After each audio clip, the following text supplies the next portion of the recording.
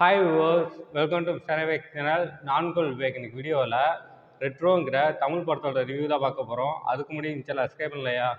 கீழே உள்ள இடத்துல சப்ஸ்கிரைப் பண்ண கிளிக் பண்ணுங்கள். கூடவே பெல் பட்டன் கிளிக் பண்ணுங்கள்.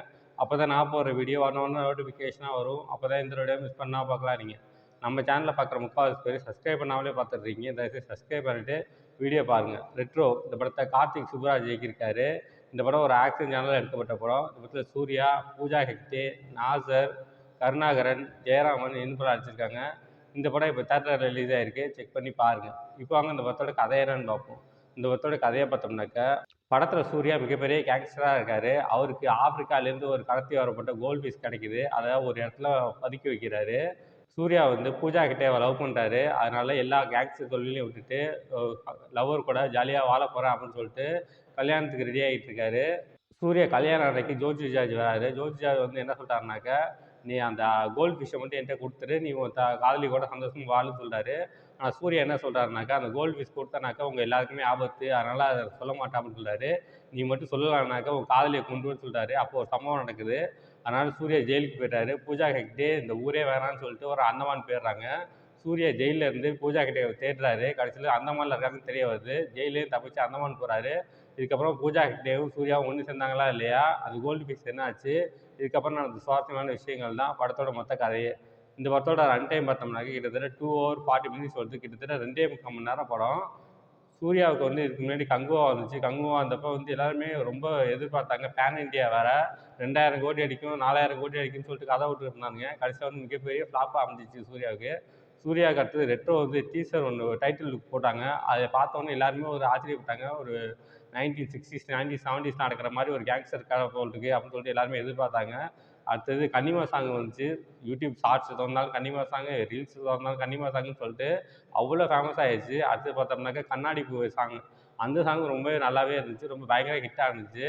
படத்தில் ஃபஸ்ட்டு ஒரு 45 minutesலேயே அந்த 2 பாட்டுமே முடிஞ்சு போயிடுது. கன்னிமா சாங் ரொம்ப எதிர்பார்த்தேன். அதுவே கட் பண்ணி போட்டாங்க.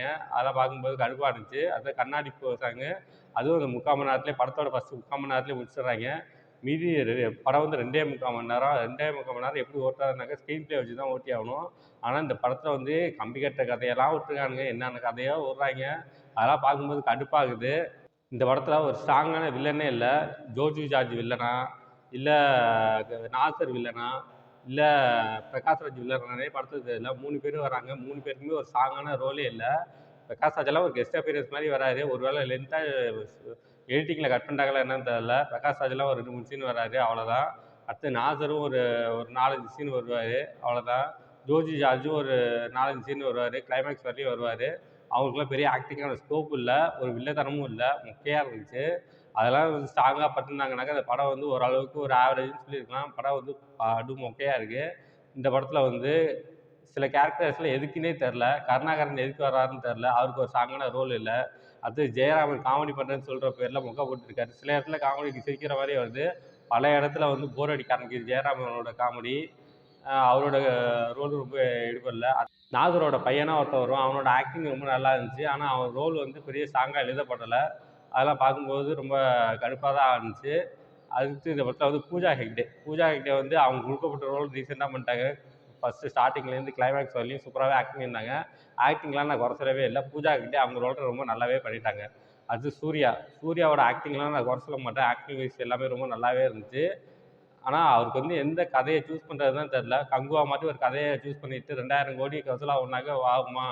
அதே போல் ரெட்ரோ 2 சாங் ஹிட் ஆகிடுச்சுனாக்கா அதுவும் 2000 கோடி கலெக்ஷன் ஆகுமா? ஆனால் ஆகாது. அது சூர்யாவுக்கு வந்து நல்ல கதையை தேர்ந்தெடுத்து நடித்தாக்க நல்லாயிருக்கும். நடிப்பை குறை சொல்லவே இல்லை. சூஸ் பண்ணுற கதை தான் நல்லா இல்லைன்னு சொல்கிறேன். அதுக்கப்புறம் இந்த படத்தில் வந்து மிகப்பெரிய பாசிட்டிவ் அப்படின்னாக்க வந்து சந்தோஷ் நாராயணனோட மியூசிக் தான். 2 சாங் ரொம்ப நல்லாவே பண்ணியிருந்தார். பேக்ரவுண்ட் ஸ்கோரிங்லாம் ரொம்ப நல்லாவே இருந்துச்சு.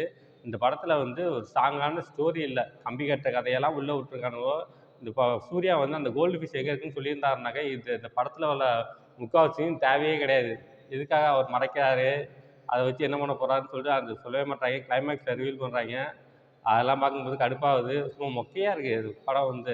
2.75 மணி நேரம் உட்காந்து பார்க்க முடியல. போர் அடிக்க ஆரம்பிக்குது. என்ன தாண்டா சொல்ல வராங்கன்னு சொல்லிட்டு. அதான் முக்கியமான ஒரு இது பண்ணிட்டேன். இந்த படத்தில் செகண்ட் ஹாஃபில் பார்த்தீங்கன்னாக்கா இந்த கிளாடியேட்டர் மாதிரி ஒரு ஃபைட் போட விட்டுருப்பாங்க. ஒரு சுற்றிலும் ஒரு கிரவுண்ட் மாரி வச்சு, அங்க வந்து ஒரு ப்ளூ டீம், ரெட் டீம் இருக்கு. ப்ளூ டீம்லாம் வந்து அடிமைகளா இருக்கவங்க, வயசானவங்களா இருக்காய்ங்க. ரெட் டீம்ல கொஞ்சம் யங்கா இருக்காய்ங்க. 2 பேத்துக்கும் சண்டை போட்டுவிட்டு, யார் வீக்கா இருக்காங்களோ, அவங்கள வந்து மொதல்ல ஒரு கிணறு மாரி வச்சிருக்காய்ங்க. அதில போட்டுறாய்ங்க. அதில மொதல்ல இருக்கு. அத கடிச்சு தின்னுருது. அந்த மாரிலாம் ஒரு கேம் வச்சிருக்காய்ங்க. கிளாடியேட்டர்லாம் என்ன மாரி ஒரு லெஜெண்ட் படம். அது மாரி எடுக்கிறேன்னு சொல்லிட்டு மொக்க போட்டு வச்சிருக்காய்ங்க. கிளாடியேட்டர கேவலப்படுத்துறாய்ங்க. அந்த அளவுக்கு கார்த்திக் சுப்புராஜ் எடுத்திருக்காரு. சரியான மொக்க படமா இருக்கு. மொத்தத்தில இந்த படம் பார்க்கலாமா, வேணாமா அப்டின்னாக்க, இந்த படம் வந்து ஒரு தரமான மொக்க படம் தாங்க. இந்த படம் வந்து 2 1/4 மணி நேரம் ஓடுது. ஃபர்ஸ்ட் ஹாஃப் போர், செகண்ட் ஹாஃப் போர். மொத்தத்தில இந்த படம் எப்படி இருக்குன்னா, இது ஒரு மொக்க படம். இந்த படத்துக்கு என்னோட மார்க் 5க்கு 1.5 தருவேன். இந்த படத்தில அடல்ட் கன்டென்ட்லாம் இல்ல. எல்லாம் ஃபேமிலியோட என்ஜாய் பண்ணலாம். ஓகே, இதோட வீடியோ முடிச்சுக்கிறேன். இந்த வீடியோ பிடிச்சா லைக் பண்ணுங்க, கமெண்ட் பண்ணுங்க, ஃப்ரெண்ட்ஸுக்கு ஷேர் பண்ணுங்க. இன்னும் சேனல் சப்ஸ்கிரைப் பண்ணலையா? கீழ உள்ள ரெட் கலர் சப்ஸ்கிரைப் பட்டன கிளிக் பண்ணுங்க. கூடவே பெல் பட்டனையும் கிளிக் பண்ணுங்க. அப்பதான் நான் போடுற வீடியோ நோட்டிஃபிகேஷனா வரும். அப்பதான் எந்த வீடியோ மிஸ் பண்ணாம பார்க்கலாம் நீங்க. கீழ டிஸ்கிரிப்ஷன்ல சோசியல் மீடியா லிங்க்ஸ்லாம் குடுத்துருக்கேன். லைக் பண்ணுங்க, கமெண்ட் பண்ணுங்க, ஃபாலோ பண்ணுங்க. தேங்க்ஸ் ஃபார் வாட்சிங்.